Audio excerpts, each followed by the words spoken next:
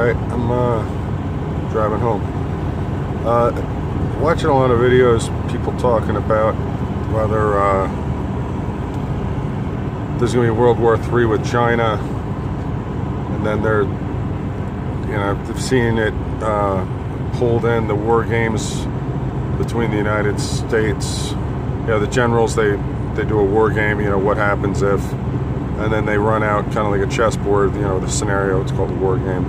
What if it's Russia and China versus the United States? And in the Russia-China versus the United States, we do pretty well for a week, and then after the first week, we start losing until we've lost completely. I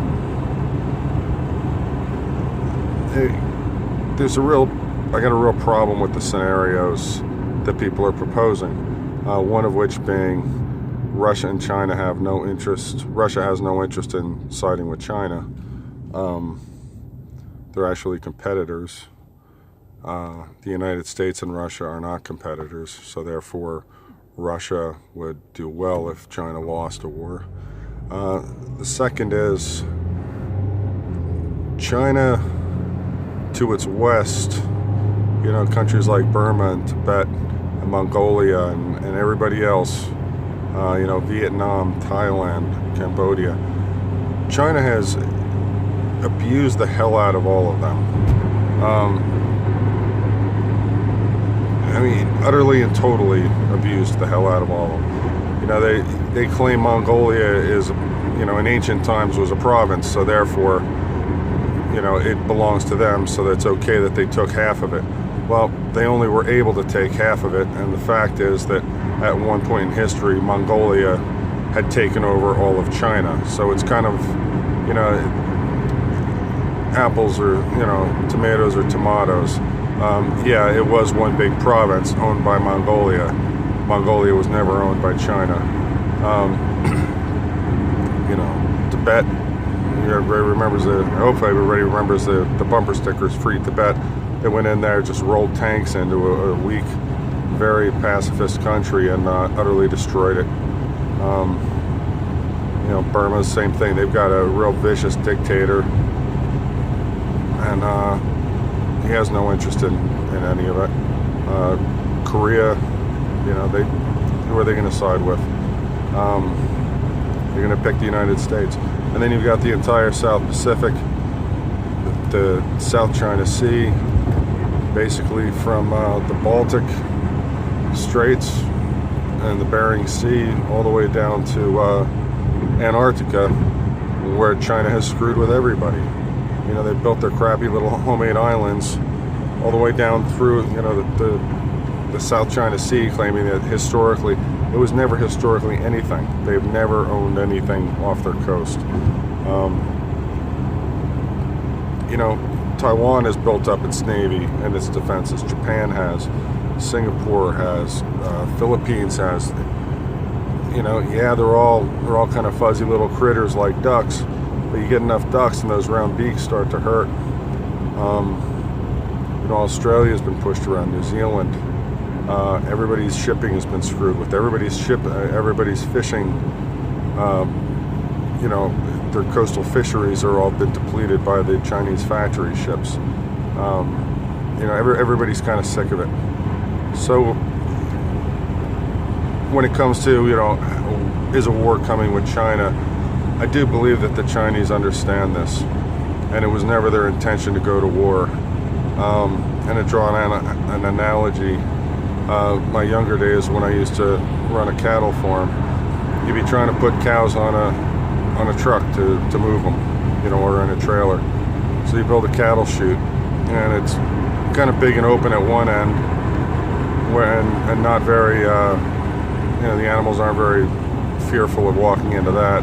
They feel fine about it.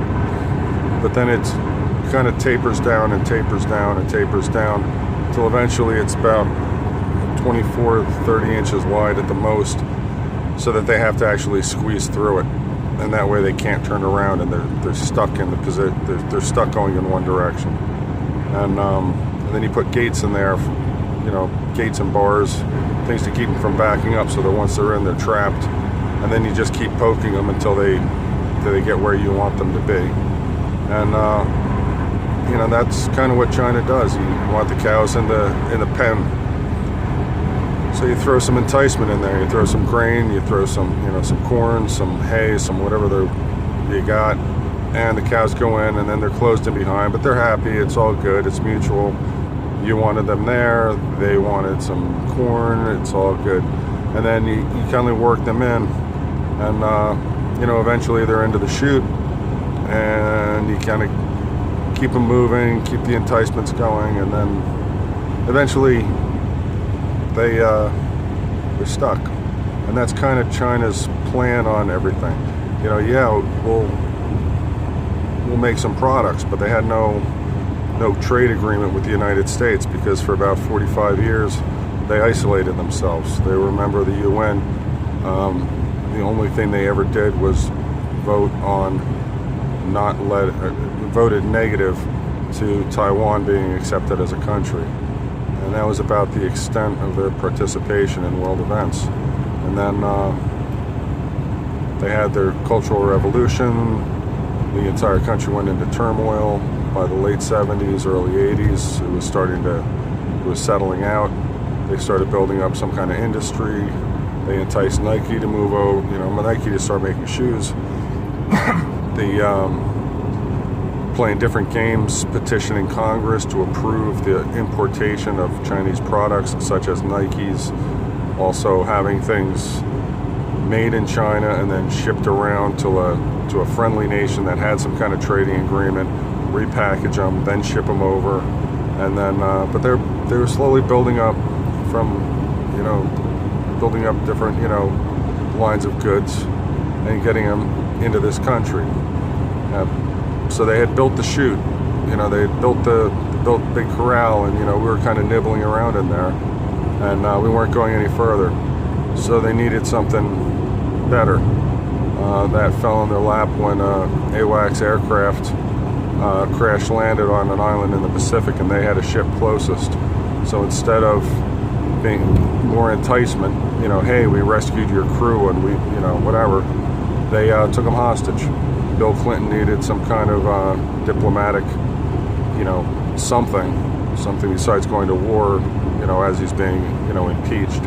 So he worked a diplomatic deal. He gave them basically free and unfettered trade for the crew of the airplane, and called most favored trading status. Bill Clinton, not being aware of a hell of a lot, not being a very sharp guy to begin with, had no idea what he was unleashing. And China immediately had the okay to dump any product on the United States, which they did. And they took that money and they built more factories and they built more stuff, and they took that stuff and they dumped it on our markets, and then they started pirating things, and then somebody goes to court and says, hey, they stole that product, and they're like, well, we're already in production, we can make it cheaper, why don't you do this? Have us make it, and then it'll cost you less and we'll manufacture it for you. So they were able to basically steal lots of manufacturing, everything from auto parts, motorcycle parts, the entire aftermarket parts for almost everything. And by stealing it, then they became the OEM manufacturers. But now we're at a point now where, so they used a cattle prod and they pushed us into the chute, and then it's just sprinkling enticements down that chute, and the more good cheap crap we're getting from China, the happier everybody is. So they were just leading everybody down the chute. Having done this before, the worst thing in the world is somehow when you think everything's going perfect, that bull or that steer or that cow or whatever, something that weighs around 1,800 pounds gets turned around in the chute and starts charging at you, because you got to jump the hell out of the way, because there is going to be one thing moving and one thing laying in a pile of hurt on the ground in the mud, and it's probably not going to be that cow or that bull or steer. And we're at that point now. They can either get real nasty and push us into the chute the rest of the way, or we can turn around and charge them, because there is no way and I'm sure they know it. They might be idiots, but they're not stupid. They know that they're not going to have any strong allies. They know that they're not militarily. They've got that homemade, repurposed aircraft carrier. It's kind of a joke. It was old technology when it was originally built in the Soviet Union, and it's got nothing going on. It's our small mini aircraft carriers are more powerful than that thing. And then we've got the USS Ronald Reagan parked 1,000 miles away from it. It's not a competition. It's a big nothing. They got some jets, American style. Yeah, we've got jets too, but we've got a hell of a lot more of them and a hell of a lot better trained pilots. They have soldiers. They probably have more soldiers, but our soldiers have a hell of a lot better training and a hell of a lot better equipment.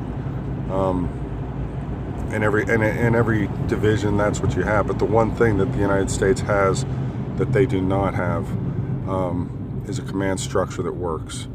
And the one thing that is shown very often when they have done things, and it's actually an Asian fault, not just Chinese, but knowing things is very valuable.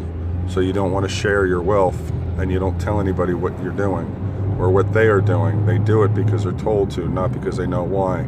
Because they're just doing it to accomplish the task, they may do things that, for the big picture, are not very helpful or very, very hurtful to the cause, but they don't know it. So that's the way it works. Aside from running some maneuvers and bullying some kind of Stone Age countries, like Tibet, China hasn't done anything militarily for the most part since World War II. They sent soldiers for human waves in Korea. That's not a real great tactic. I really have any doubt that China would have any success in a world war. And having said that, the only option B would be nuclear exchange, in which they would not do very well on that either. Nobody would do very well on that. But then what's the prize that you won? If you've got no resources, everything's shot to hell. What's the gain? You attack the United States only, and then be able to walk through the South Pacific, and that's great. But then you've destroyed the only trading partner you have that can support your economy. So there's a lot of reasons why a war with China won't happen, and there's a lot of reasons why in a war with China they would lose big time. And that's my 2 cents on a war with China. Y'all have a good night.